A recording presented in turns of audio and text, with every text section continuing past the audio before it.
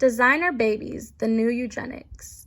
The reason I decided to go with this topic is due to the fact that eugenics and its topic alone stood out to me the most. I think it's a bit absurd how people try to make a superior human race by selective mating, but is there a way that we're doing it today? And I think there is, and designer babies may just be the new eugenics. What is eugenics? It is a proposed theory by a man named Francis Galton. He was a geographer and a statistician. He derived this theory from his cousin Charles Darwin's theory of evolution by natural selection. Although his cousin did not believe in his theory, he didn't push others to believe in it until Darwin's death. He believed it was a way to improve genetics passed down to offspring by selective mating. This was his way of removing undesired traits and regulating the human race by making a more superior human race.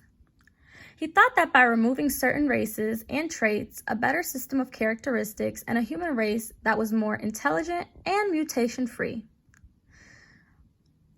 Although he pushed this, there was a loss of diversity among the human race by selective mating.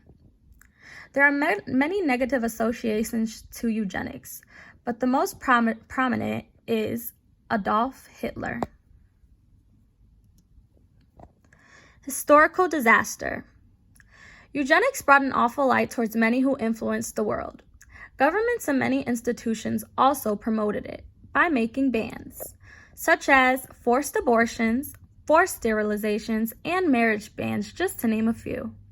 A marriage ban against African Americans so they wouldn't reproduce, and they would sterilize them during the periods of slavery, just so they would not have more babies, because they were thought to be unsuperior.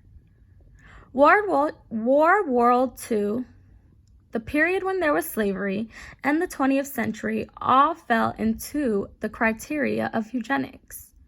Between 1907 and 1963 is when it was allowed. Then it became illegal. In this picture, it shows the roots of what a perfect human being should be in eugenics. At the bottom it says, like a tree, eugenics draws its material from many sources and organizes them into a harmonious entity. All of these roots are what should be to make a great human evolution. But is it really?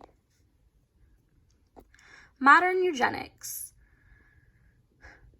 A new way that eugenics is occurring is in the realm of designer babies. The scientist completes the first half of reproduction by joining the egg cell and the sperm together. The way designer babies connect to eugenics is by in vitro. It is due to the fact that genes can be changed or removed. This seems like a way to make a superior child with many desirable features. By doing this, it compares to past solutions to create the perfect offspring. In vitro. It is a way of assisted reproductive technology.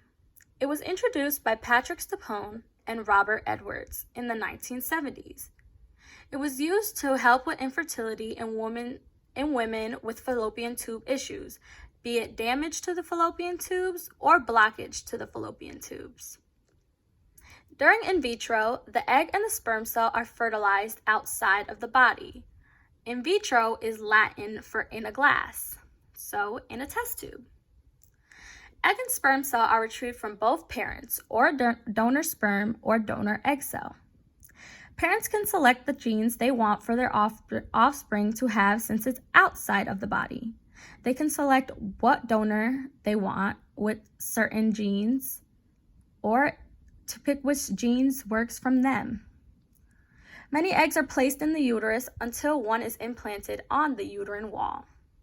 In vitro is very costly, time-consuming, and it sometimes may not even work. You can remove the genes that are unwanted in vitro, such as diseases or disordered, prior to the baby even being born. A future with designer babies.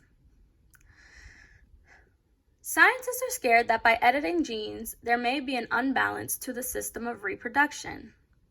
There will be a standard to what babies should look like. And this can create the concept that influencers had in the 20th century, that people should have specific genes or features to be superior than others. Although scientists can remove diseases, others will take this opportunity to make artificial babies with a select eye color, hair color, height, etc. This may cause eugenics to take an uprise when getting the chance to pick from desirable traits rather than the undesirable ones. Scientists are skeptical because they are more susceptible to cancers. In this picture, I show a designer baby with a high IQ, no inherited disease, very great athletic skills, a lower rate of Alzheimer's and stroke, and perfect vision. It may seem great at first, but it does very much seem like eugenics, just modernized.